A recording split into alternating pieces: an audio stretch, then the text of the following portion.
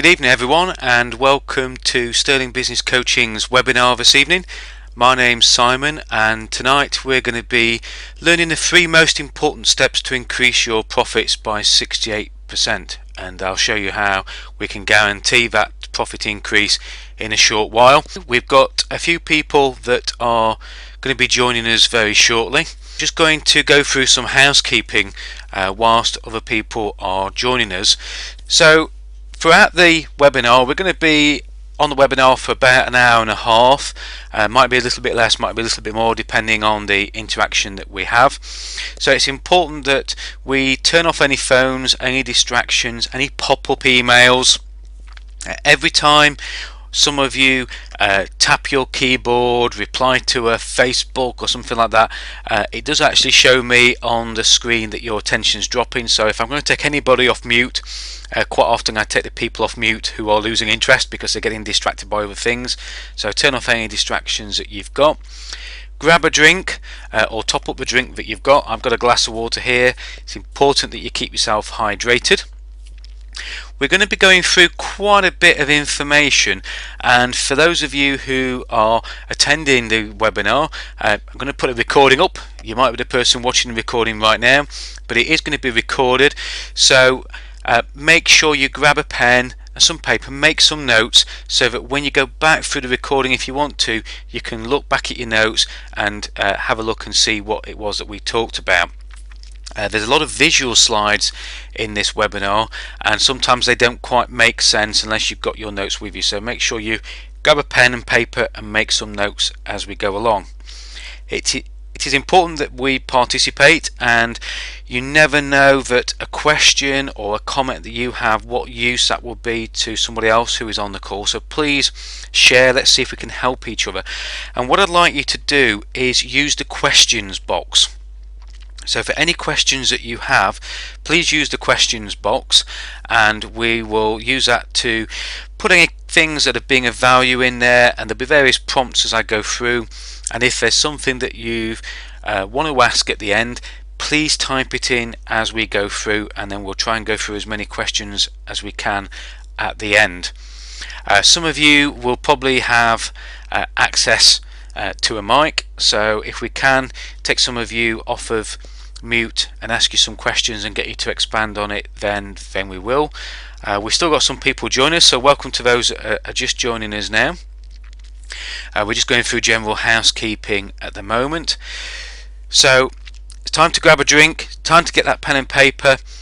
Let's participate. I'm having a few IT problems with every time I seem to click something on GoToMeeting, it drops the PowerPoint presentation off. So if that does happen, just bear with me whilst I start that back up again and go to the questions. It's particularly when I'm answering and asking the questions. Okay, so we'll get started. It's time to make a start. At the very least today, what I want you to do is have the tools and the techniques that will allow you to work on 3 areas of what we call the profit equation, and that is the area of gaining more leads, converting more to sales, and increasing spending so that you can make more profit. So a little bit about Sterling.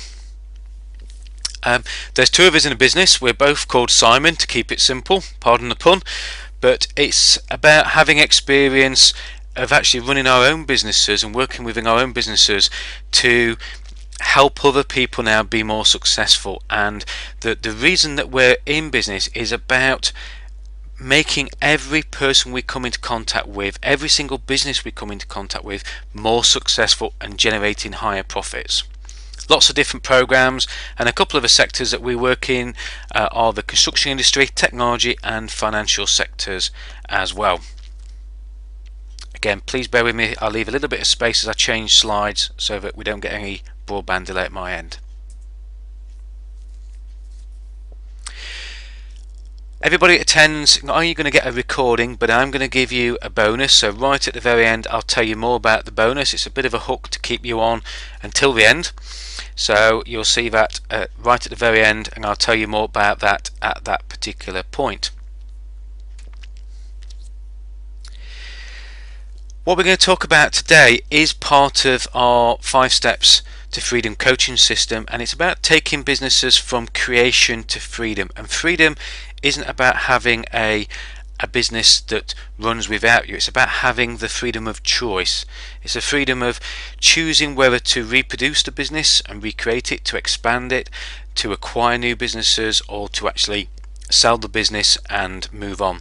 And at the moment today we're going to be looking predominantly at the bottom 3 parts of that. So we're going to be looking very much at the creation, the disorder step, where you're investing, you're driving, you're growing your business, and then we're going to look at some items for how you control that growth, how you measure your business, and how you adjust and tweak that as well.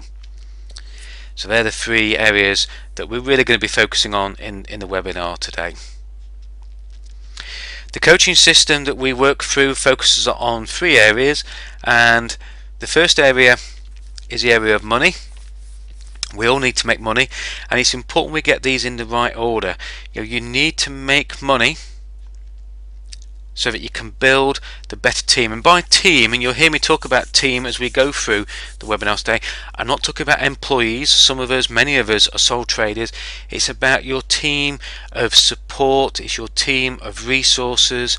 It is also your staff as well, but it can be your business coaches, your advisors, your business managers at the bank, your accountants, your marketing people, your graphic designers, your web designers, your person who does your photography for you. It's everybody that's part of your team, but you need the right money to buy the right team, because having the right team and having the team that are driven to your success is really important.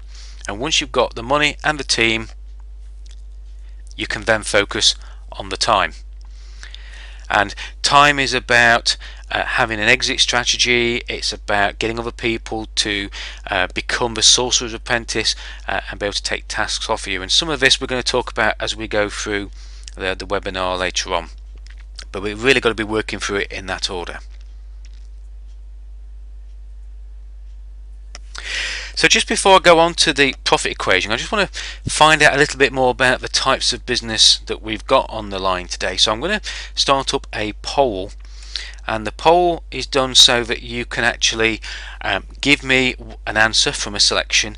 And the first question I'm going to ask is what sort of size of businesses we have, because this webinar is around you. I want to make sure that we're talking about things that are appropriate to you guys that are on the call on the webinar today. So I'm going to start the poll now. So just bear with me a second. Okay, so you should now be able to see a poll, or you will do in a few seconds as it comes up. So what I'd like to know is how many of you are sole traders, how many of you have 2 to 5 team members, and how many have more than 5 team members. And again, by team, thinking about people that you have that are trusted partners, trusted team members. They might be outsourced, it might be your bookkeeper, it might be your graphic designer, but how many people have you got on your team? How many people are helping you drive the business forwards? So at the moment, looks like we've got a 50-50 split between 2 to 5 team members and more than 5. Yep, so we've got 3/4 of you have voted now, so 2/3 now, 2 to 5. So that gives me a good idea of the types of businesses we've got on the call. So thanks so much for that. So it looks like the majority of you are between 2 and 5 team members. Thanks for that. The next poll is, do you work in sales? So there's three options here: yes, no, and maybe.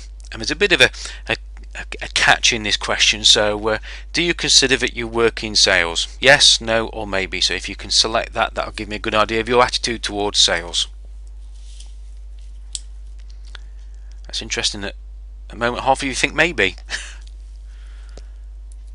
50% no. Okay, half of you voted. Just wait for a few more votes to come in. So 67% of you, so again 2/3 of the people here think that they don't work in sales. Going to make a challenge to that right now, because every member, every employee, every team member of every single business ultimately works in sales. We're all about generating repeat business through customers. So even the guys who are delivering the work out on the shop floor at the face of the business, they're responsible for maintaining a level of customer service and making sure that sales are maintained. So the answer to that is, do you work in sales? Everybody should work in sales. We're always looking for opportunities for people that perhaps we work with. We're looking at opportunities for our customers, and I would hope that some of your supply chain that are out there are also looking for opportunities and for sales for you, and we'll talk about that a little bit later on. But 100% of you should be working in sales. Everyone on this call, I guarantee I can see the names on there, I recognise some of them, but most of you certainly should be writing yes. A couple of you might think, well, I've only just started, I might not be in sales yet, but trust me, you're all in sales, and that's really important too. I appreciate that. And just going to go through the last one here. I want to find out what your focus is for 2014. So is your focus for 2014 more profits? Is it more leads? Is it to get more time for yourself? Take some time perhaps out of the business or become better at time management? And is it more customers? So which one of those is your main focus? You might have a couple that you want to check, but this is the main focus.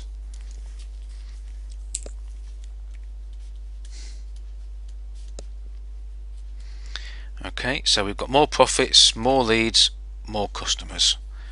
Okay, so that's a pretty even split, a third, and a third, and nobody has a focus of more time, so that's great. Okay, well, we're certainly going to cover those three in today's webinar. So I'll just close the poll there, just bear with me a second. Okay, now I just want to check before we go on, so I've lost my questions box here, so I'm going to have to rely upon the chat box here. So if I can just ask you all just to type into the chat box, just show me that you've got access to it. Just type in the chat box a yes, you can hear me, yes, you can see the screen that has the profit equation on at the moment. So just type that into the chat box if you can at the moment, please.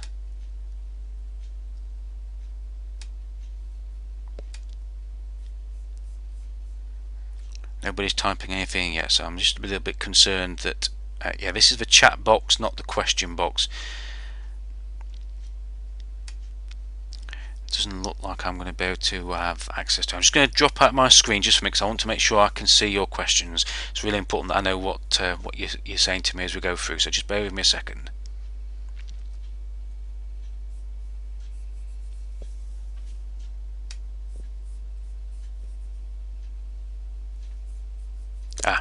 Right, I've got the questions box back up here, so thanks very much for that. Just bear with me a second while I just hook it up on the right place.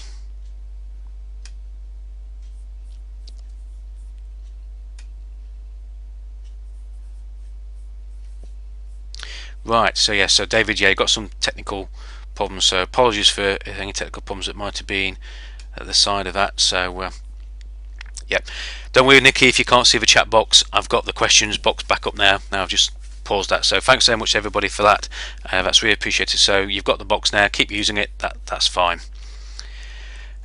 Okay, so we're going to look at this profit equation, and we're going to be talking about the three top areas. So we're going to be talking about the leads generated, the conversion rate, and the revenue per customer. They're the three things that you must have at the start of any business, because as we all know, a business can't even start to exist or grow unless you are working on generating leads, and those leads then need to convert into customers, and then you need to get those customers to spend something with you. And it doesn't matter whether you're a charity, whether you're a multi-million-pound business, or whether you're a sole trader having a bit of a hobbyist business. If you haven't got those three first key things, then you can't generate an income or a profit or a surplus that's going to be given to charity. So they're the three things we're going to be talking about today.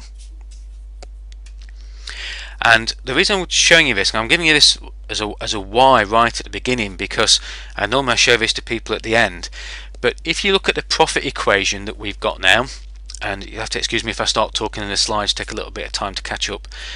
But we're looking there at a business that generates 500 leads, a conversion rate of 20%, and £500 revenue per customer. So this is over a year. That generates £48,000 worth of net profit. Okay, so the impact of making just a 10% increase on all those 5 items, so we're talking about gross margin and fixed costs as well, the difference a 10% increase makes in the 5 areas of the profit equation is a 68% increase in profit. And that's why I say each of the tactics that we're talking about today really is about building up to that point where making a little bit of difference to each of these areas, starting off with the first 3, can increase your profits by 68% guarantee. Because I guarantee that if you make a 10% increase, an adjustment to each of those 5 areas of the profit equation, you'll get a 68% increase in profit. And I'm sure you can appreciate that a change over the year from 500 to 550 leads, a conversion rate to 20 to 22, not 20 to 30. We're not adding 10%, we're increasing it by 10%. And just getting your customers to spend 10% more with you by either increasing your prices or other tactics we're going to talk about later on.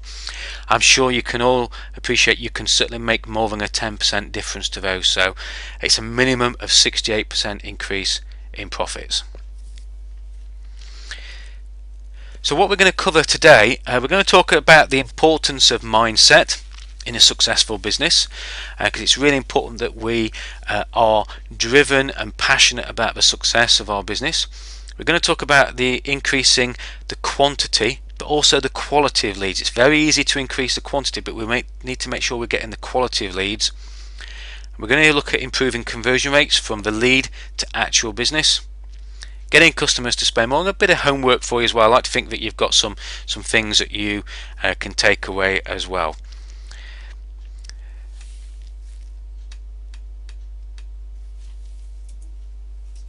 Okay, just bear with me a minute while I let the slides catch up for a second.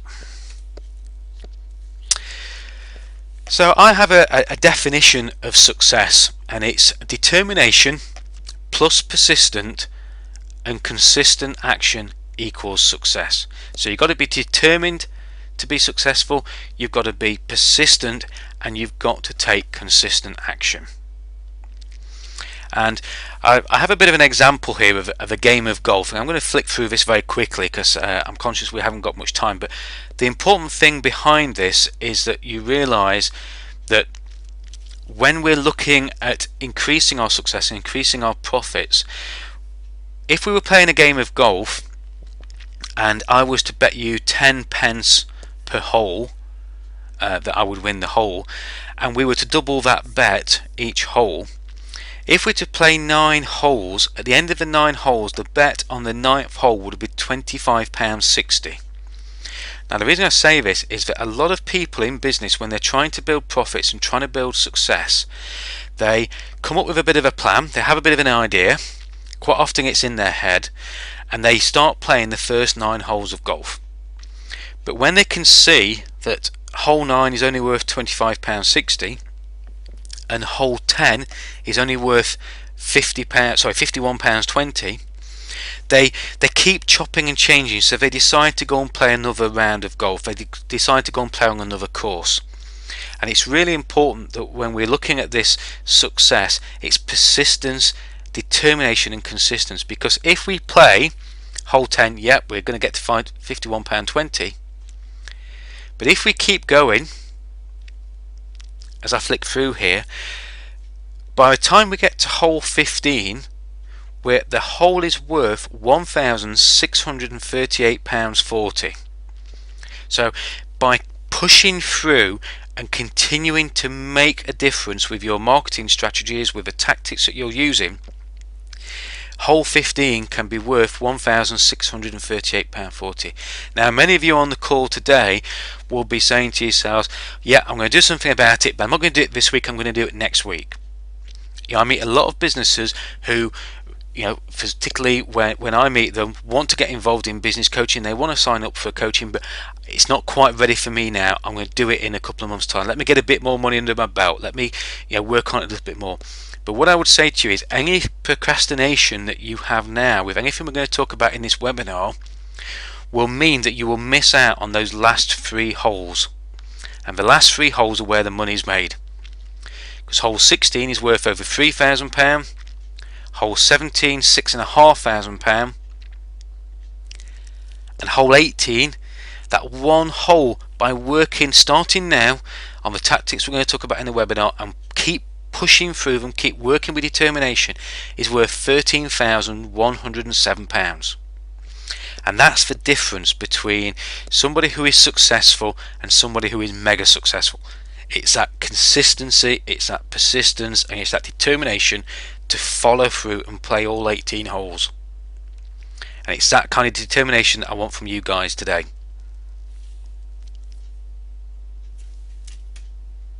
So the question is, where will you be? Will you be one of the businesses who plays those first 9 holes? Will you be a business that decides not to start now but do it in a couple of weeks' time and only ever get to hole 15? Or will you be somebody who does something straight away, today, tomorrow, something differently, so that you get to play the full 18 holes and make the massive difference of £13,107? Okay, so we're going to look at 3 strategies. Strategy 1 is bringing in more leads. So this is about getting more people to walk through your door if you're a shop front, if you're a high street business, picking up the phone if you're not, or getting people to visit your website, visit your Facebook page to make purchases. However you sell your products, it's about bringing in leads who show an interest. And we need to make sure that the definition of a lead is quite clear. A lead isn't a list. It's not a list of names that you buy from somebody through the Chamber of Commerce, etc. A lead is somebody who says, I am interested in finding out more about your business. So you might send them an email and then they respond, tell me more. You're now all leads because you received my emails, you saw my social media about this webinar, and now you've shown an interest in it. So that makes you a lead. So just want you to make sure you're aware of what a lead is. It's somebody who shows an interest. It's not a list, it's not an attendance list going to a networking event. It's people who say, I want to learn more. I want to know more about your product, about your business, about your service. Okay. One of the strategies that we're going to use is that many people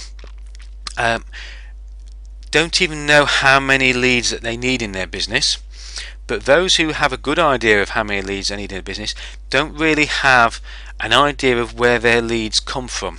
So one of the most popular quotes is around the fact that, I know that half of my marketing is working, I just wish I knew which half.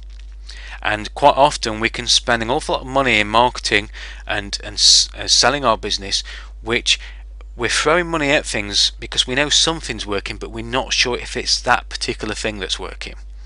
So the tactical marketing plan is something that we work with everyone that's a coaching client, whether it be a group coaching client, a one-to-one coaching client, because it's about planning where your leads are going to come from.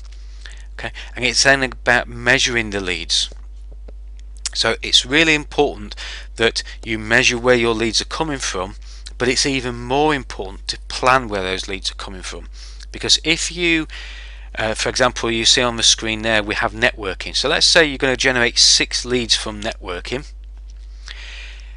How then are you going to get those leads from networking? Now, it'd be great to have a plan of 6, but if you don't attend any networking events, how are you going to achieve it? So the tactics have got to generate activity. So your tactic is networking, but your activity then has got to be to booking some networking events. Now, if you know you walk away, for example, from 1 lead for every networking event that you go to, and you want 6 networking events in January, 6 leads, you've got to go to 6 networking events. Does that make sense? So each of these tactics, on the left hand side, networking, bold walking, which is basically door knocking, direct mail, email marketing, sending out broadcasts such as you've seen me do over the last few days, telemarketing, referrals from existing customers, and strategic partners. So that might be from people who, for example, might be an accountant who might refer business to a solicitor, etc. All that is around the tactics, but you've got to do activity, and if you know what activity you're going to carry out, then you've got to have an idea of how many leads you hope to generate from that. So if we have a look at networking again, if I said to you the plan is 6 and my actual for the month is 7, then I would say whatever networking events you were going to, whatever you were saying at those events has worked. Now let's say you had a networking plan of 6, but when we looked at the month you only generated 1. The question you've got to ask yourself, and this is a whole year that you map this out across, and I'm going to give you a copy of this at the end of the webinar. It'll be in the worksheets below the recording. But if you've got a plan of 6 and you've only got 1, something has gone wrong, and you need to ask yourself, was it the type of events I went to? Did I go to enough events? Did I say the right thing? Or even, is networking the best way for me to get business? And sometimes the answer to that is no, sometimes it is yes. So when you look at the actuals against a plan, you need to make some careful decisions. If networking generated 6 this month, then let's go for 6 next month. So by planning what your tactics are, planning where your leads are going to come from, and then measuring your actuals is absolutely critical to making sure that you're getting enough leads, and then measuring what that gap is. Are you getting enough? I was talking to a web designer the other day, and he'd done the tactical marketing plan, and he'd got a target of 56 leads. And when we looked at the amount of business that he was getting out of it, when we looked at the profit equation, it was clear that 56 leads was not enough, and we worked out that he actually needed 80 leads per month. And of course he had to step up his activity. So it's all about the activity. So make some notes as you go along, and what I want you to do now, on a blank piece of paper, I want you to write down the 3 important tactics, the 3 most important tactics that you think you can use to generate leads. Okay, so I want you to write down, is it networking? Is it email marketing? Is it referrals? Is it word of mouth marketing? So I want you to write down on a piece of paper the 3 most important tactics that you could put on your tactical marketing plan to generate leads. Now obviously I can't see what you're doing this, so I'm trusting that you are. So write down the 3 important tactics. Give you 5 more seconds to get those down.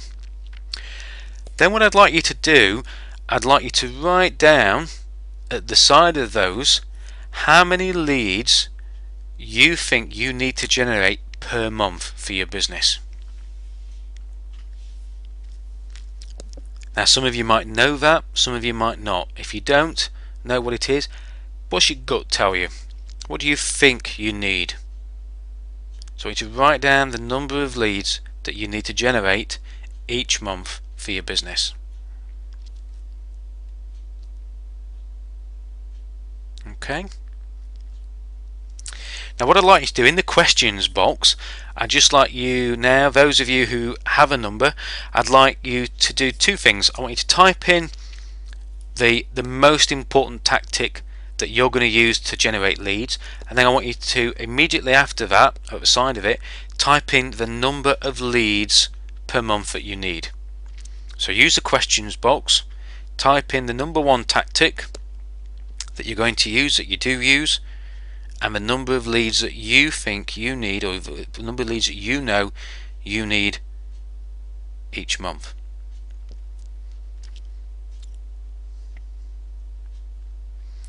Okay, so we've got referrals, strategic partners, more referrals from current clients, yep. More referrals, word of mouth, Steve, you've got 50 per month. That's great, and I'll talk about that in a second. Telemarketing. Nikki, 30 leads from telemarketing, outsourced. So there's a bit of a mix there. Strange enough, there's probably over 70% of the comments there. The number one is referrals. Now, the one thing I would say, and Steve, you've hit the magic number there. The number of referrals you need as a whole per month, 50 in my experience is the magic number. If you can generate 50 leads per month, no matter what type of business you are, 50 people who show an interest, then that is a number that really seems to rocket the business and really makes your sales and marketing really rocket. So any of you who have put 10 and 20 down, I'm not saying they're not good numbers for you, but you really need to be striving at increasing the leads, because what you want to do is to be able to cherry pick those leads into good quality leads that then you can move forward with. So the higher the number of leads, the more fish that you've got on the deck, the better choices you can make, the better people that you can choose to work with, and you have more freedom of choice of who you want to work with as your clients. And you can pick people who pay you more, pay you on time, and value what you do. Okay, so thanks very much for that. It's good to see that referrals are still the highest one, and certainly referrals are the easiest one to put on there. But hopefully you see the benefit of having a plan of where those leads are going to come from, and then more importantly measuring where they are, so then you can make choices about the way that you move forward with your marketing. Do you focus on a different area? Do you have any tactics that perhaps aren't working as well as you thought they were working? So this is a slide that, again, I've moved from the end of the presentation to the beginning really, because who you are is who you attract. And one of the most important things about generating leads is about attracting leads. It's not just about your logo, your identity, who you are, why you do what you're doing. You'll see, if any of you follow me on Facebook and LinkedIn, I've asked a question about the why. Why do people buy your product? Why do you do what you do? I gave you my why right at the beginning, and my aim is to enable every business and person that I come into contact with to be more successful.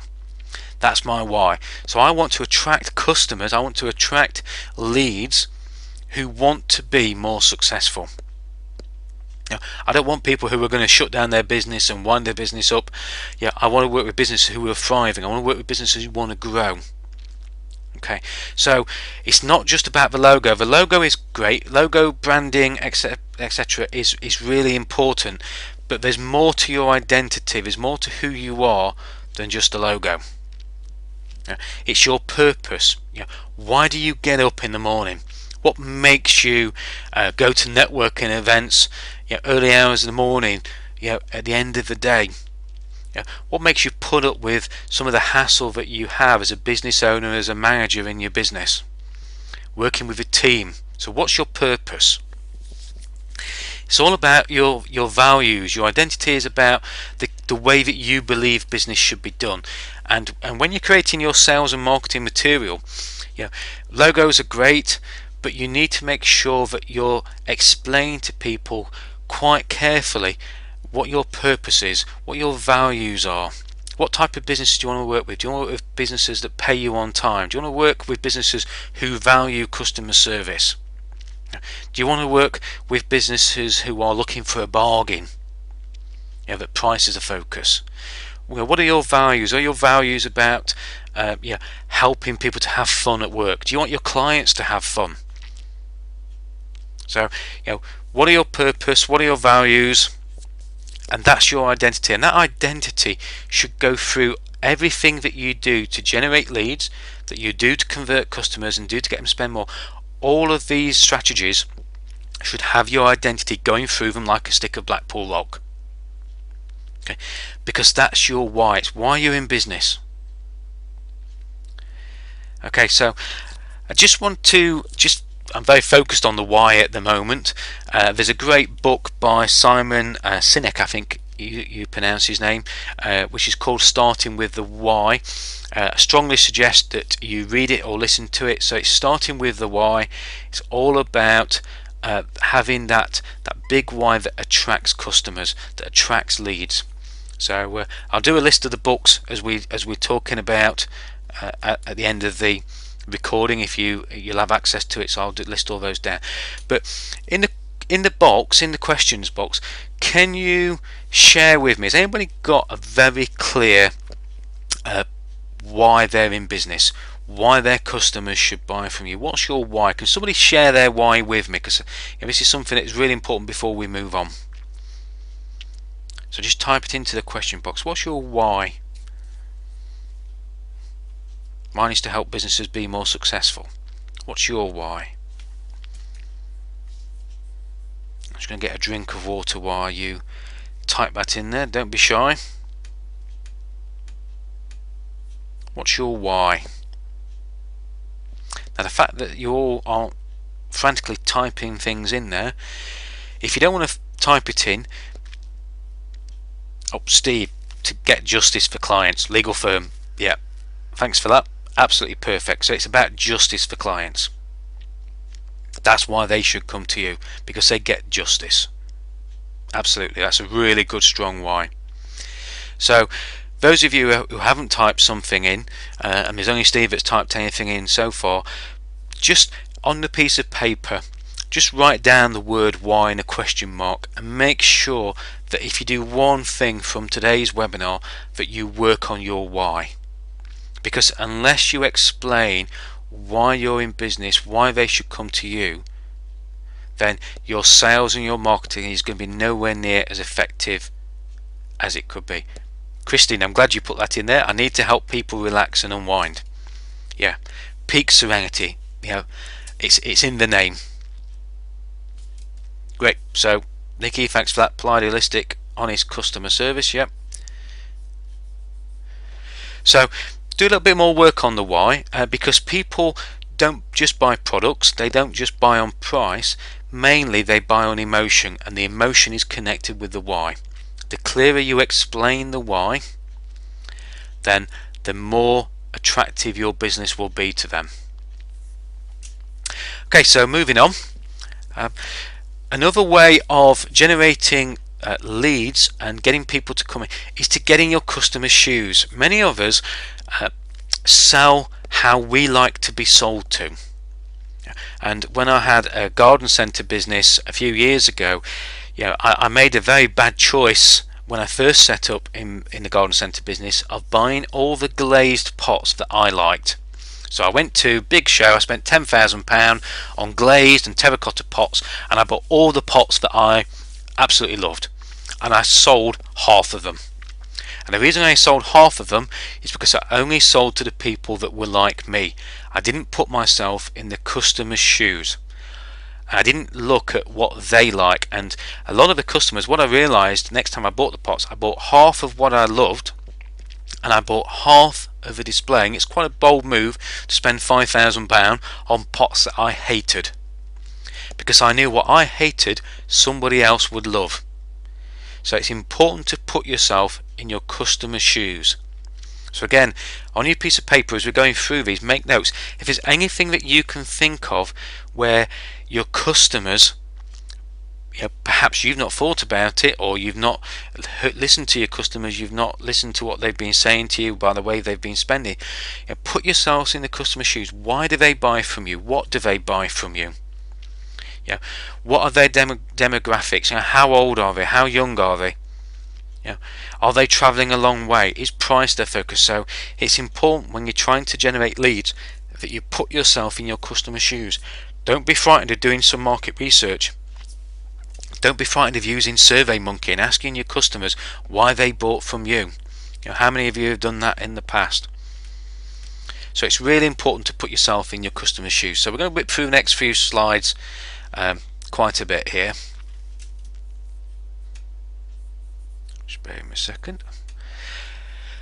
The other thing you need to ask yourself is what makes you stand out. Very often we choose what we feel is a unique selling proposition, a USP, but actually most of our competitors are saying the same thing.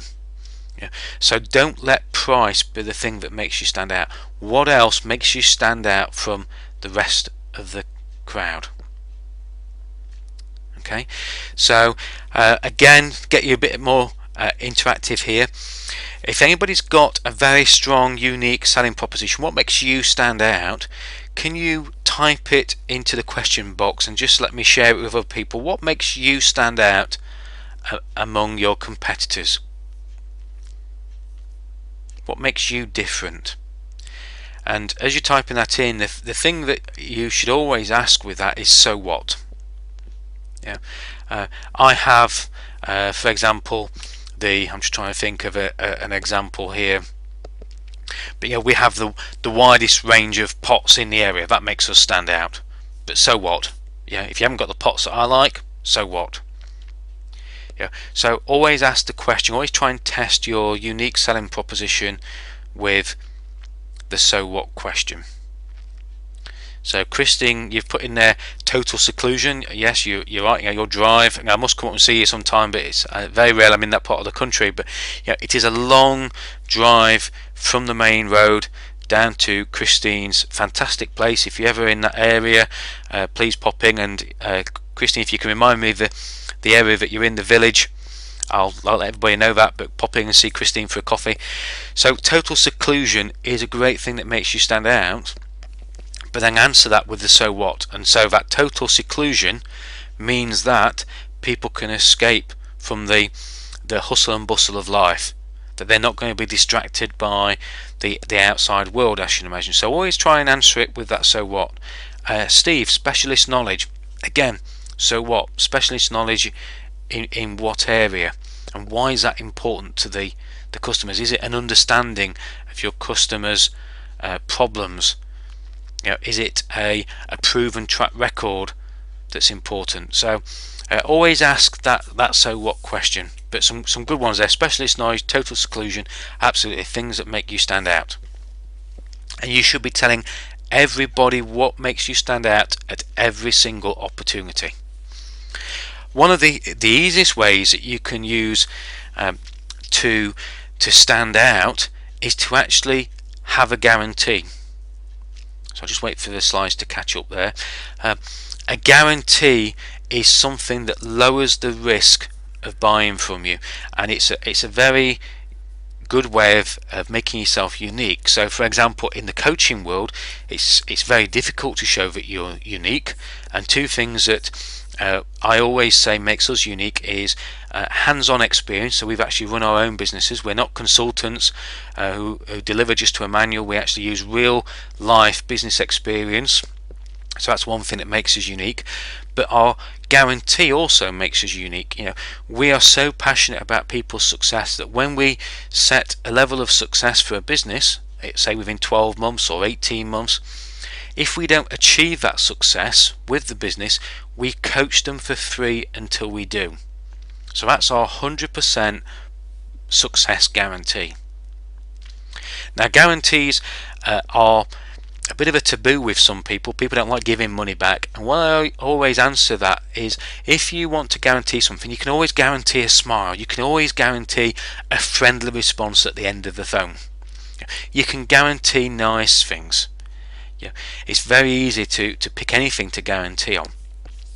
And the other thing is that if you have a guarantee, try and give something. If you fail to meet that guarantee, try and give something which is low cost to you but high value to the customer. If you give money back, it only has the value of that money back. It doesn't have any other value.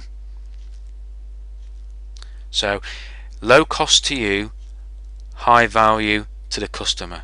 So me giving my coaching actually is just my time, but to the customer at the starting rates that we have of £800 plus a month, that is high value to the customer. If they're getting 3 months worth of coaching to get them back on track to their success for free, then that's high value to them.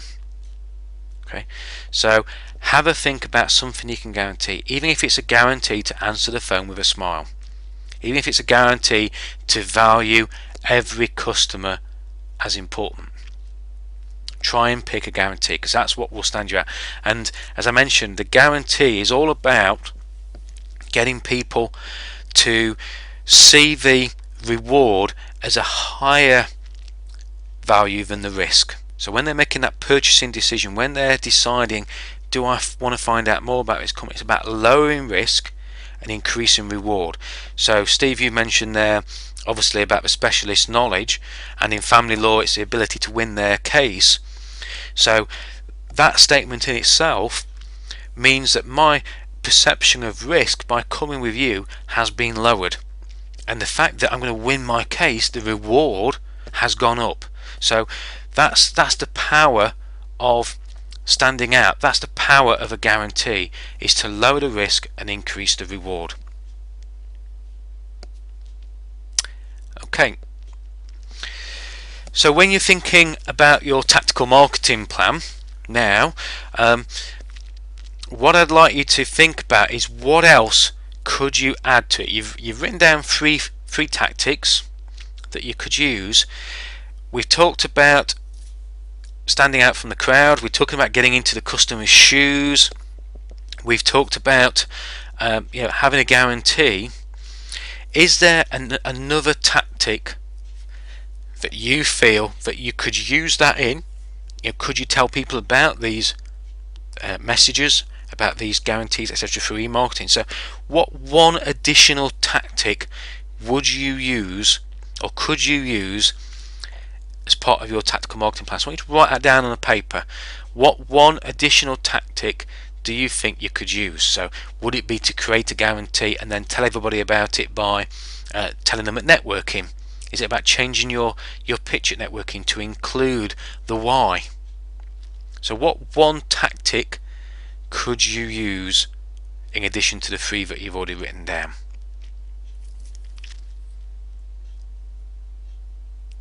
Okay. So what I'd like you to do now, we've covered strategy 1 about bringing in more leads, getting more people walking through the door, about getting into your customer's shoes, about getting a good message that makes you stand out, that has a guarantee in there, that lowers the risk of coming to you, and using that tactical marketing plan of getting that sales message across through various tactics, planning on how you're going to deliver those tactics and what leads you're going to get out of it, and then measuring your actual leads against that so that you can make sure that your marketing activities are working. So what I'd like you to do is what's been most valuable so far. So with a capital V in front of it, put a V in front of it, and then just tell me the one thing that you've learned or that's been most valuable so far. And Steve, you put blogging and tweeting there. Absolutely, it's a great way of sharing your message and sharing the sales message out with as many people as you can. But what's been the most valuable thing so far? And I'll get another drink of water while you tell me that. Put a capital V in front of it so I know what's questions, etc. What's been the most valuable thing so far?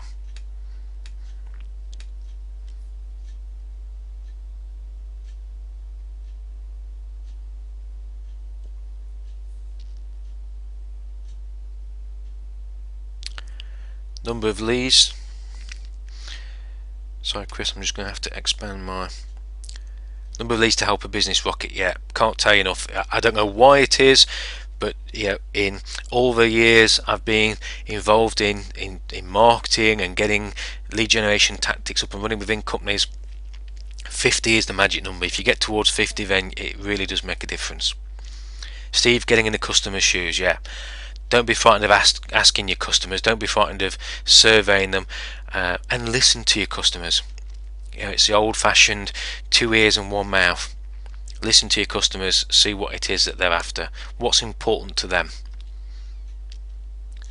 The other thing to think about when you're trying to get in your customer's shoes, very often they will say what they think you want to hear. So when you say what makes your purchasing decision, it's price, customer service, quality of product.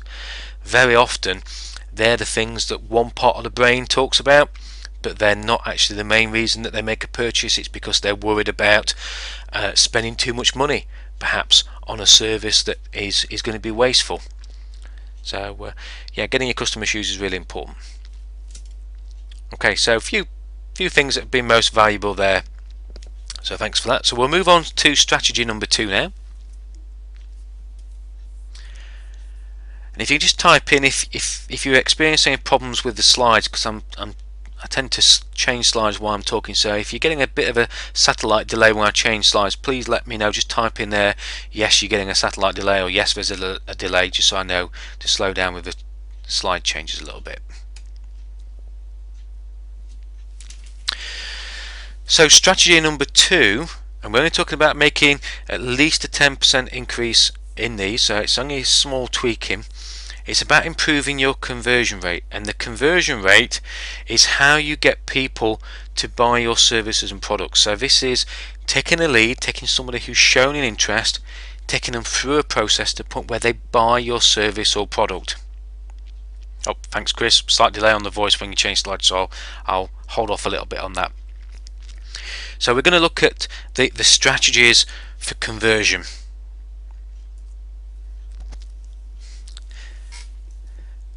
Now the photo there of the lady trying to strangle herself with a telephone call, yeah, it is about the attitude.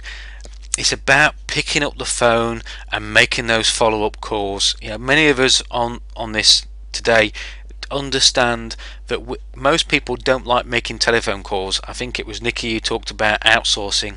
I outsource all my telesales because I hate getting on the phone. But follow-up is absolutely everything, and when you are trying to convert people, sending them a proposal, sending them emails is great, it's important, but I can't emphasize the fact that picking up the phone and trying to speak to people is the most single effective way of converting leads into customers. Now, somebody once asked me on a webinar, how many times should I make the follow-up call? Well, my answer to that is simple. It's until you get one of two things, a yes or a no.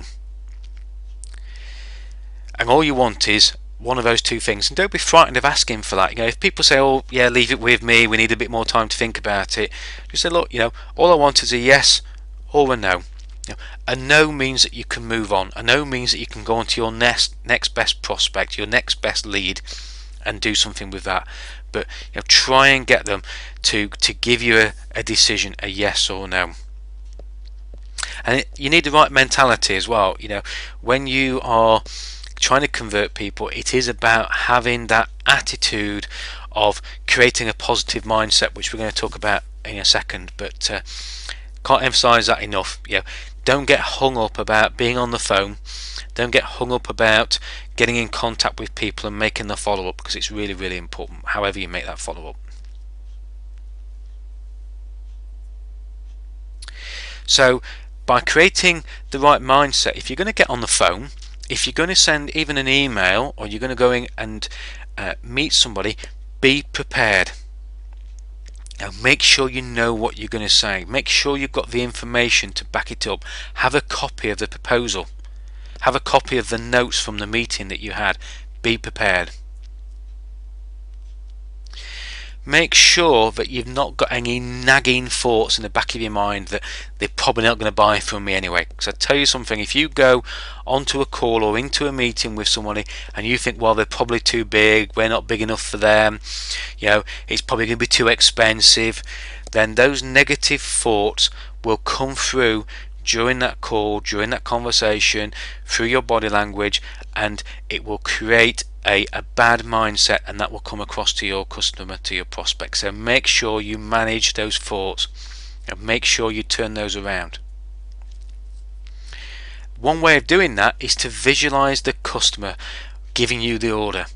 Visualize a celebration of that customer. Before you go into that appointment, before you go into that sales appointment even, visualize the customer signing the order. Visualize yourself taking their credit card payment. If you visualize that, you become a more positive person. You have a more positive mindset. Your body language, the way you sit, the way you hold yourself, by just visualizing it as a completed order, will improve your mindset and improve your conversion rate by a massive amount. A good way as well is, before you go in there, just say a few nice things to yourself. Yeah, I'm good at selling the business. The product we have is a fantastic product. Our customer service is exceptional. Yeah. Give yourself some affirmation that your product, what you're trying to sell, your service, is absolutely outstanding. And because if you don't believe that before you go into that meeting or before you jump on that telephone call, then how can your prospect, how can your potential customer believe it as well? You need to believe it. And that's why you need to act as if. So when you're talking to people, talk about it as though they're already clients. So, you know, when I used to sell the hot tubs at the garden centre, you wouldn't ask them, so what do you think? Do you think it's going to be something interesting? You would ask them what day they want it delivered on. What colour do they want it? Do they want it in the blue or do they want it in the green? If they're staying with you, do they want 3 nights or 2 nights? Do they want breakfast or not breakfast? So act as if. Talk about it as though it's already done. Talk about it when we're working together, we will be doing this. Act as if. And do things to build your confidence. You know, it's important that you turn up on time. It's important that you find somewhere to park. It's about building your confidence. It's making sure that you're not on the back foot. You know, learn about the customer. Take a look at their website. You know your product. Know your customer. Know your prospect. Build your confidence. Yeah. Really important.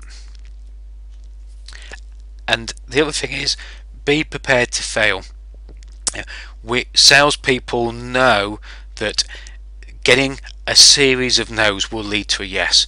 And if you speak to 3 prospects and you know your conversion rate is 1 in 3, then don't be worried about getting 2 no's, because you know out of those 2 no's there's going to be a yes at the end of it. So be prepared to fail. I know that sounds a bit defeatist, but it's about knowing your numbers. If you know your conversion rate is 30%, or if it's 50%, then you know how many no's you have to get to have a yes. And it's about getting closer to that goal. The next thing about conversion is about activity. It's about having a plan of what you're going to do. So activity is the next thing we're going to be talking about. And some of the activities that you need to do, you need to be working through a sales system. So we've talked about a tactical marketing plan. That's great for getting the leads in, but then the activity is about confirming the appointment. It's about sending out the pre-meeting pack. It's about doing activities. It's about developing sales system that sends information to people, that gives people information, that gives credibility and activity to the process. Making an appointment and turning up isn't enough these days. Confirm the appointment. Send them a thank you for booking the appointment. So have a sales activity system. What activity do you need to warm up your prospects so that they've got more chance of closing? And that should be a front to back process. Okay, and the other thing I would say is, sales doesn't stop when you place the order. As soon as somebody's placed the order, looks like Christine's lost me. Sorry, Christine. Can everybody hear me okay still? Can you put your hands up if you can hear me? Yep, Chris can still hear me. Nikki, oh yeah, all the hands are going up there, so I don't know, Christine, if you're still there. Oh, you're okay, Christine, great. Yeah, so when you're looking at a sales process, bear in mind that as soon as somebody decides to buy from you, buyer's remorse kicks in. Before they've got to the end of the gate, as I used to call it, they've already started thinking, have I made the right choice? So reinforce that choice. Thank them for buying from you, because that will improve the conversion of more transactions from you. So thank them, have a front to back. Don't just think about it through that initial lead generation, sending the proposal. Also think about how you're going to talk to them when you've closed the sale. There's a great book by Brian Tracy called The Art of Closing Sales. If you've not read it, if you've not listened to it, it's an absolute must for improving your conversion rate. That's Brian Tracy, The Art of Closing Sales. It's available in hard copy and it's available as an audio book. Good site is audible.co.uk. I mention that because I subscribe to it every month, not because I get any kind of reward from them. But get that sales closing process. Use a default calendar, and by that what I mean is set little blocks in your calendar for making follow-up calls. Set little blocks in your calendar for doing marketing activity, for sending out your emails, for doing your social media. I think Steve, you mentioned about getting on Twitter and blogging more. Don't just do it haphazardly. Set some times in your calendar. Decide if it's a particular day, if it's a particular morning, if it's Friday morning, first Friday morning of every month you're going to do a blog. Try and set it up so it's a regular cycle of activity. And if you can, use a CRM system, a customer relation management system. So have some record, even if it's a simple spreadsheet. Have some way of recording telephone calls with prospects so that when they ring you back, it's not as though you're talking to a stranger. Have a system that when you say you're going to ring somebody back in 30 days time, you ring them back in 30 days time, not 32, not 40, 30 days time. So if you can, try and use a CRM system. There's some great ones out there. You can use the CRM systems. One of my clients has a system called Mother. If you type in Mother CRM, you'll probably find that. That's a great CRM system. You've got things like Infusionsoft. You've got SendPepper is another good one. But try Act is used to be a half decent one. I'm not quite sure what it's like now. But try and get some method of keeping in contact with your customers, making sure that your prospects are kept in contact with as well. Make sure that you're reminding everybody what you do, how you do it, why they should buy from you. So it's important to get some activity. The other thing to have a look at, if we're really going to strive and we're going to achieve the success that we want, we need to improve our ability. We need to improve our skill level.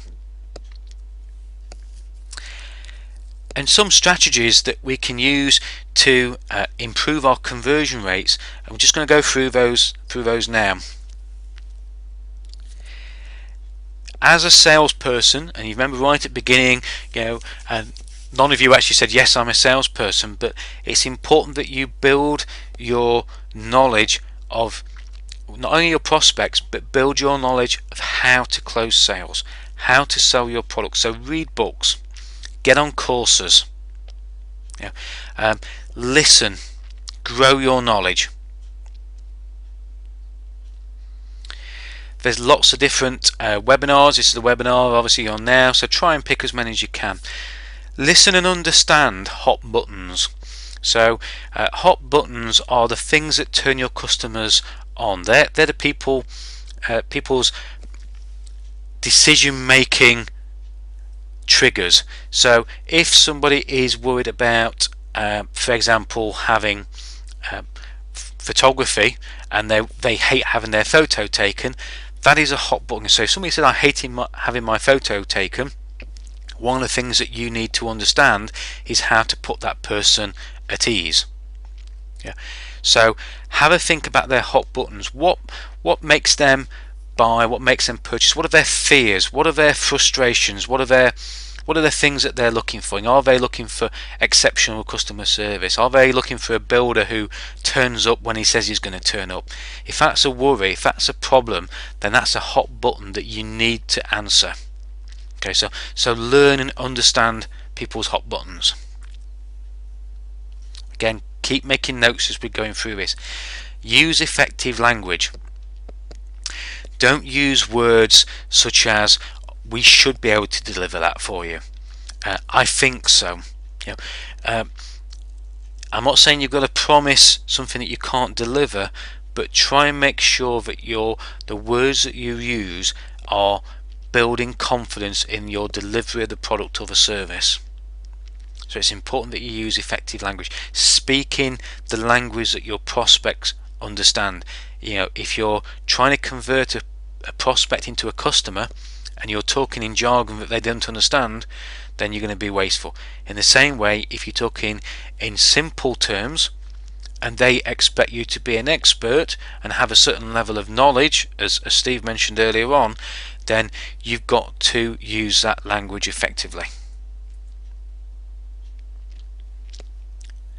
Write down some things as we're going through this that you might be able to use. Another one is influence. Okay, you can influence people. You can try and show that it's a limited offer. You can try and give some kind of reciprocal agreement. There's a great book by, I think it's Robert Cialdini, and he talks about the powers of influence. It's a very, very deep book. I don't know if it's on your reading list. It's a very difficult book to understand, but you can influence people, and there's a blog about that. If you type in influence and go onto my blog, you'll see something about that. But again, Steve, you mentioned about blogging. A way of influencing people is to educate them so that they feel more knowledgeable about the buying decision that they have to make. So influence them. Make sure you learn what people's objections are and you have answers to those objections. You need to learn how to handle objections. So when people say it's too expensive, what makes you say that? Against what? Is it more than you're paying now? Are you getting like for like? So try and work out what those objections are going to be, and then have a set of standard answers that go against them.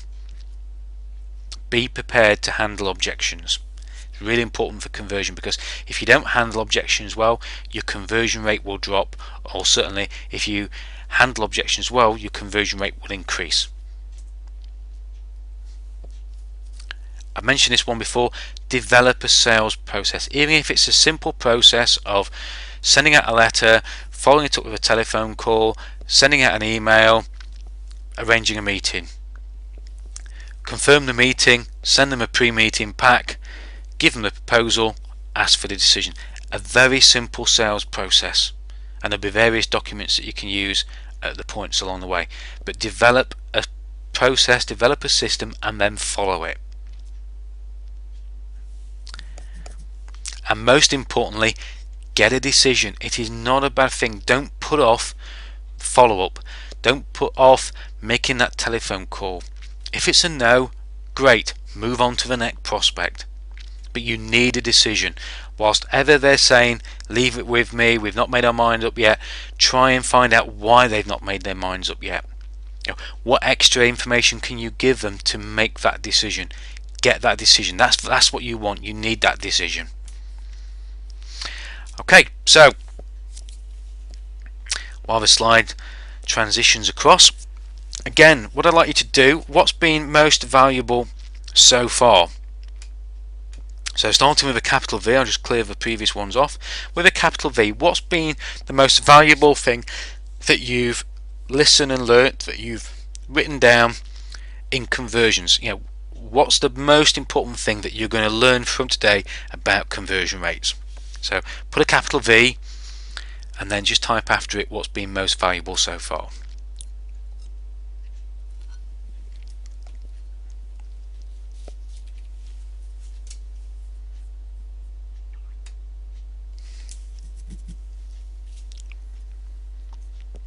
Oh, don't be shy. What's been most valuable in conversions?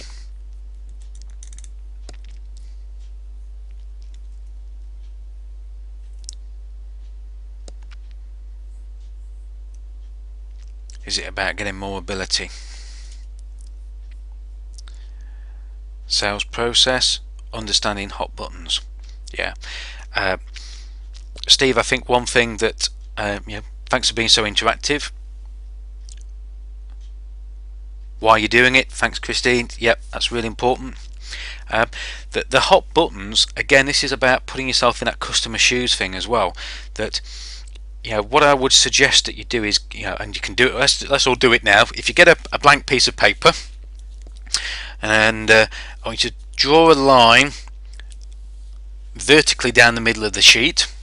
So a line that goes from the top of to the bottom of the sheet, down the middle, down the center of the page, and on one side write across fears at the top, and on the other side write wants.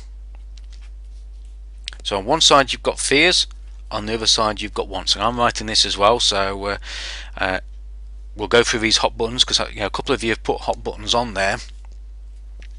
So in the fears column, and these are your hot buttons, just write down 2 or 3 things that you think your customers are worried about.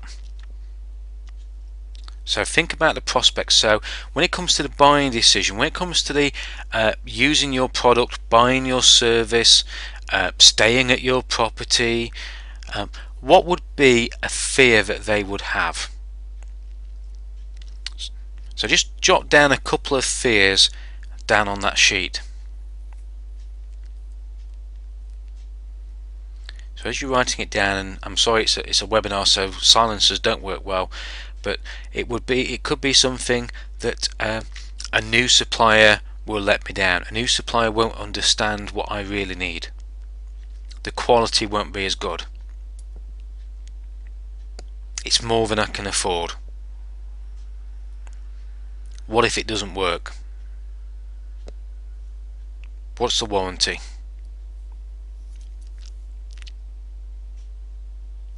Will they cater for vegetarians? Are the pillows comfortable?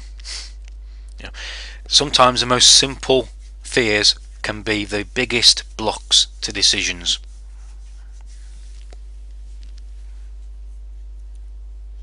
Now, strange enough, I bought a new car at the weekend, and just to give you an idea, one of the biggest decisions that we made between the 2 cars, got nothing at all to do with price, in fact we bought the more expensive one, was purely around the fact that the other car hadn't got a USB port in it so that we can charge our iPhones, because both my wife and I have iPhones, and I listen to audiobooks, so I want to connect it to the hi-fi, the stereo in the car.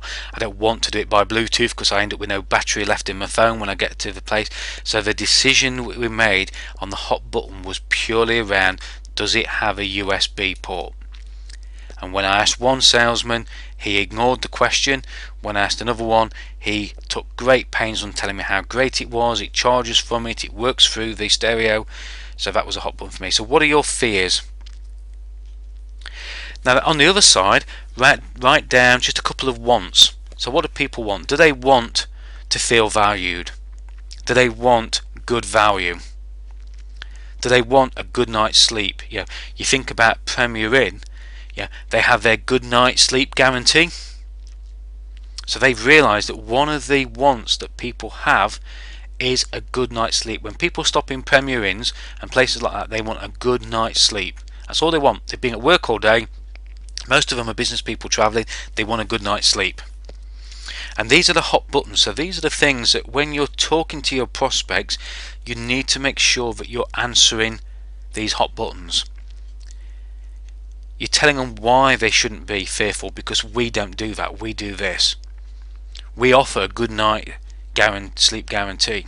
So you're answering these hot buttons. So hopefully that makes a little bit of a sense about the hot buttons. Is everybody happy with hot buttons? Does anybody want me to cover hot buttons anymore? I've got quite a few people put hot buttons in there as being most valuable, but hopefully that shows you the power of those. If you just want to type yes, I'm okay, then we'll move on from hot buttons.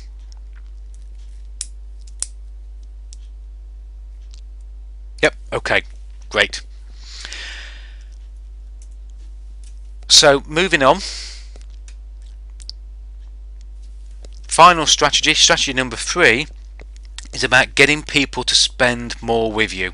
So I don't believe there's anybody on the call who cannot actually either upsell, cross-sell, or even increase their prices with clients. So there'll be some way, without exception, that you can increase the amount that each client spends with you. And that's what we're going to talk about in strategy number 3, getting people to spend more. Now, the easiest way of getting people to spend more is to increase your prices, and a lot of us don't actually like increasing our prices because we're frightened that we're going to lose some clients. And this is a simple spreadsheet that we use with quite a few people, where that resistance to price increases, and obviously market's growing, green shoots are showing, so now is a good time to make use of some price increases. But what people don't realize is that there is an effect on your margin where you can increase your price by a set percentage and lose so many clients without affecting your margin. So I'm just going to show you that. So if we use an example of a 35% margin, so that's the margin that you make on your product. What this shows is that if you were to increase your prices by 10%, okay, so a 10% increase in price at a 35% margin without affecting your margin, that's how much money you're going to make on it, you could actually lose 22% of your sales or your customers without it affecting the margin that you make, the profit that you make. Okay, so if you've got a margin in your product of 35%, just go for it again, and you increase your prices by 10%, you can afford to lose 22% of your customers before it affects your gross profit. So don't be frightened of increasing your prices. Now, I'm just looking on the down the list. I don't think there's anybody on here who actually sells me services, so I haven't got to be too frightened about my prices suddenly going up that people charge me. But you can make small price increases. You will lose some customers, but you won't lose that many. So don't be frightened to increase your prices, but be careful how much you lose and buy, because if you were to increase your prices by 20%, obviously you would lose more customers. But a 10% increase, you can afford to do quite well out of it. So think about increasing your prices. That's one strategy. The other strategy, and to me this is the most important, deliver what you promise. Customer service is everything. When you say you're going to deliver something, absolutely without exception make sure you deliver it. Because if you deliver exceptional service, product on time, you deliver it so that the customer enjoys the buying process, then they will automatically come back and spend more with you. Very often when you get a customer for the first time, they're normally giving you a bit of a trial. They're not fully committing to moving over to you 100%. If that's the case, delivering what you promise is key to getting more from that customer, getting more orders.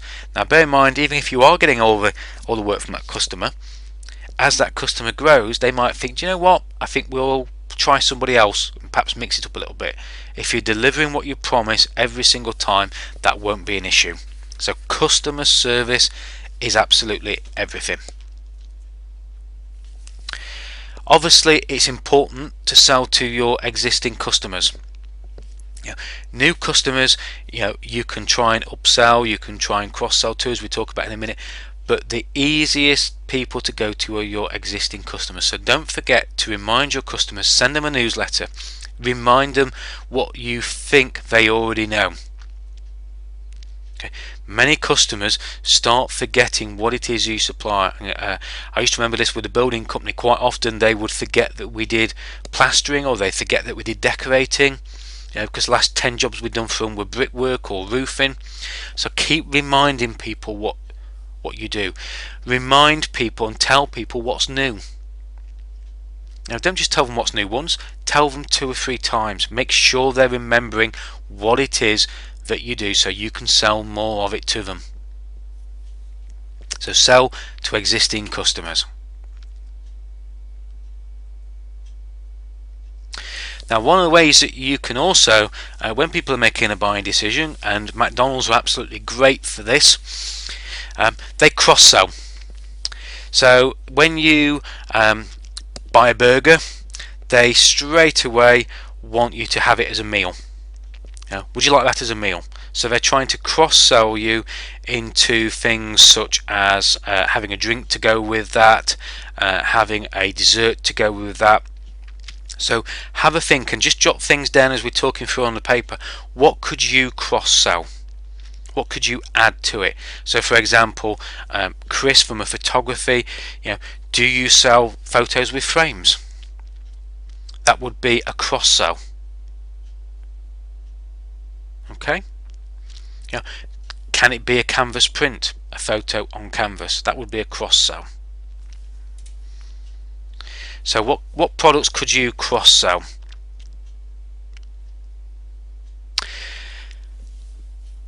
I'll keep going through some of the pictures here, but the other thing you could do is you could upsell.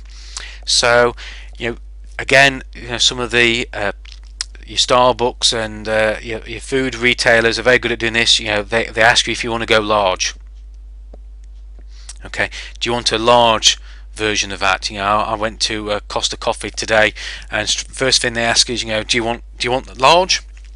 You don't really want to say no, I want a small one, but think about upselling. What can you cross-sell? What can you upsell?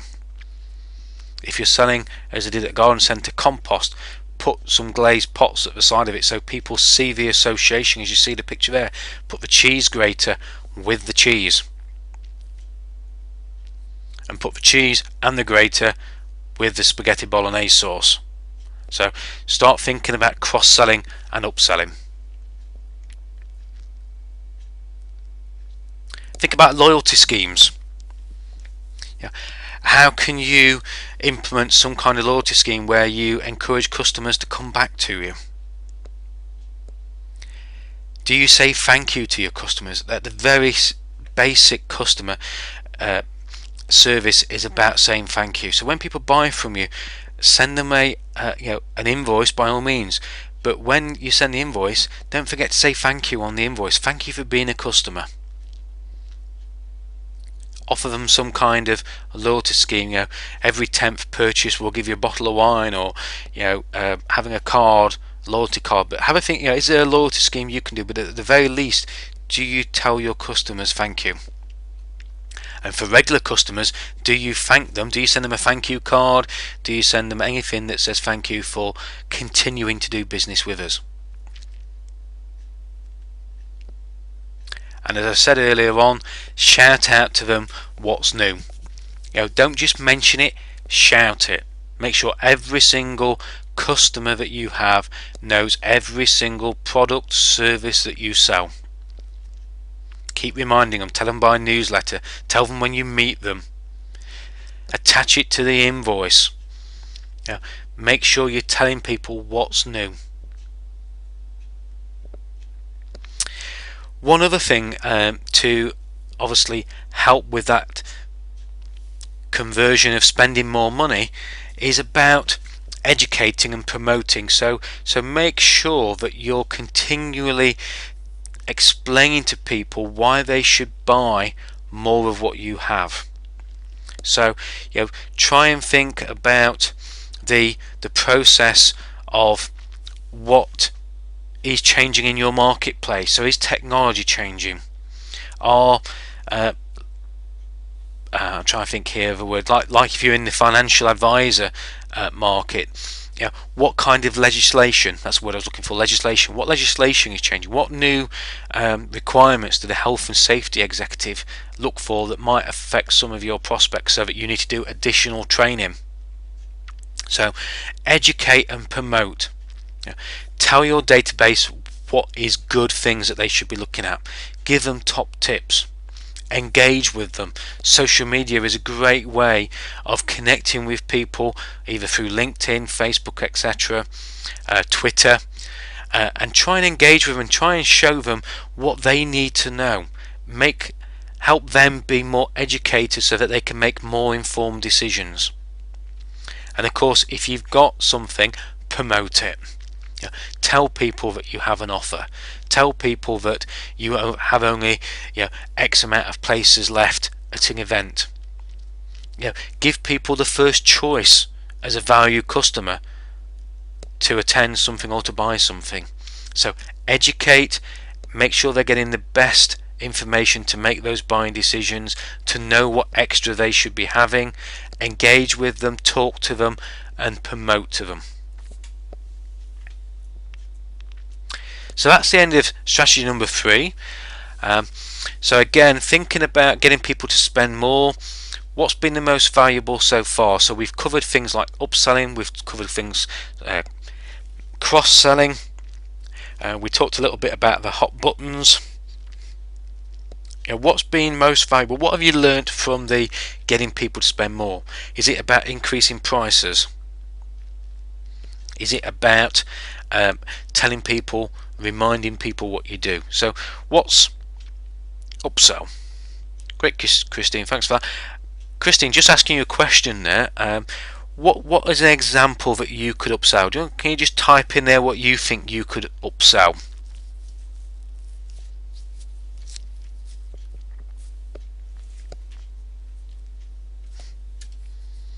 Just bear with me a second, I'm quite here.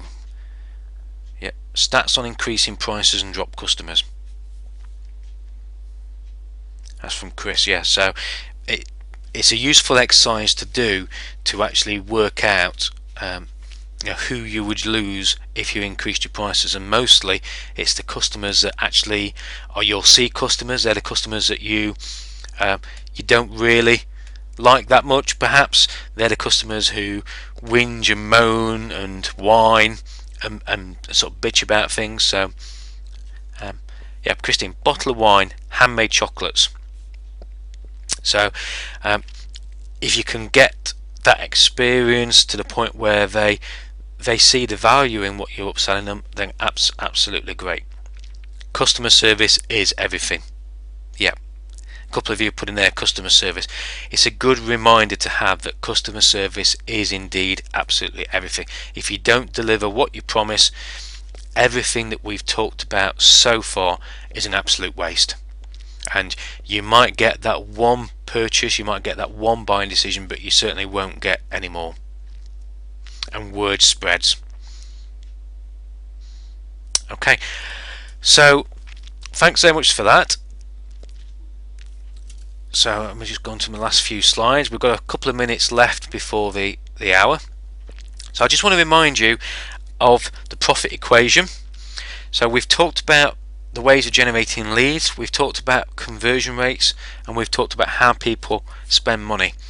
The further two parts of the profit equation are something that we can certainly do some work on at some future point, but the three focus really are increasing that. And remember, it only takes a small tweak. Don't try and change the world. A little bit of a tweak, generating those extra leads, just 10% increase to your leads generated, your conversion rate, and your amount that people spend, and a little bit of tweaking, a little bit of price increase, a little bit of extra activity on your tactical marketing plan, planning where your leads are coming from, reminding customers a little bit more regular what you do, upselling, as Christine said, giving them try and sell them a bottle of wine, some handmade chocolates, getting them to buy better quality. A little bit of difference on those gets you towards that 68% increase in profits, and I can't emphasize enough, it doesn't take much to each of those to make a difference. Now, one of the things I'm also going to put at the bottom of the recording, so please, when you get the link to the recording, please have a look at it, because there will be some worksheets for you to download. They're yours to use and freely. There's a profit equation here, so have a look at what your past leads are, and then think, okay, what do I want that future to be? Now, this can be over a month, it can be over a year, but use the worksheet, look at where you've come from, look at where you want to be. The boxes on the right hand side are for you to put some of the tactics in that you're going to use. So some of the things we've talked about today, they can go in there and how you can use it. Remember, just wait for the slide to catch up. Remember, business is a roller coaster ride. There are going to be some ups and downs, but it is that persistency, that determination, and that consistency. That's what will keep you going. You've got to get to the end of the ride. You've got to get to the 18th hole. But everything starts from small seeds. Everything starts from planting something now. Those little bits of a difference, that mustard seed that grows into the massive tree that you get. So it's important to do something now. It's important to plant those seeds now, do the activity, because by doing something now, by planting those seeds now, nurturing it, watering it, making sure you've got the systems and developing it, that's what makes a massive difference. So there's two ways that you can go. You can obviously take what you've got, try and improve your business on your own. Obviously we have some great coaching programs. We have the Sterling Marketing Academy, so if you search for that, sterlingmarketingacademy.com, you've got all the tools to do it yourself, or you can use one of the other coaching programs. But I did promise a bonus for you, and I'm so passionate about you having success from what we've talked about today. What I'm offering is a 2-hour session to follow up on today's webinar. It's free, it's not going to cost you anything. We're going to work through the slide and the content in more detail. I'm going to get you to print off the worksheets and try and squeeze every little bit of profit potential out of that, and more importantly work you through the profit equation to make sure that you've got a good idea of where you're going to get that 68% increase through. It's up to you whether you book it. There's a link there. If you want to write that link down, you can do timetrade.com/book 19 MVR. That will allow you to schedule an online session with me, either by phone, by Skype, by GoToMeeting, some kind of format like that, where we can have those couple of hours together to make sure that you get something out of it. Why? Because I want you to be successful, and I want you to spread the word of what we do to everyone else. And never know, you might be interested and might want to become a one-to-one coaching client or join the Sterling Marketing Academy. So I'll take any questions. If you've got a question, we've just run over time there by a couple of minutes, so I'll take any questions now as we carry on for 3 or 4 minutes more. So if you've got a question, please type in Q and then the question that you've got. For those of you who need to jump off the call, no problem. Hope you've enjoyed it. Look out for the email with the recording link and the website area, which will have the worksheets, etc. underneath it. Hope you found it useful. If you are watching the recording right now, please make sure that you work through it as many times as you like. It's going to be there for you to work through each time. And don't forget, any questions, type in the Q and then the questions. I'm sure somebody must have a question. I've obviously stunned you all into silence, so if you've got any questions, if you haven't, don't worry about it. And there's a link there if you need it for the coaching session to follow up on as well. 2 hours, no cost. So any questions? Okay, I don't want to take any more of your time up. Doesn't look like we've got any questions. If there are any that you don't particularly want to ask or talk about on the webinar, drop me an email at simon@sterling-coaching.com. If there's anything that you want to ask that you think of as you go through your notes, please drop me a question by email and I'll happily reply back to it. And there the link is. Again, I'm going to leave that up just for a few seconds more. Thanks very much. I'm glad you found it useful. Have a great rest of the week, and I look forward to seeing you all on a seminar at some time in the future. And look out for a couple of seminars and boot camps that we've got coming up as well. Take care, be successful, and God bless you all, and speak to you soon.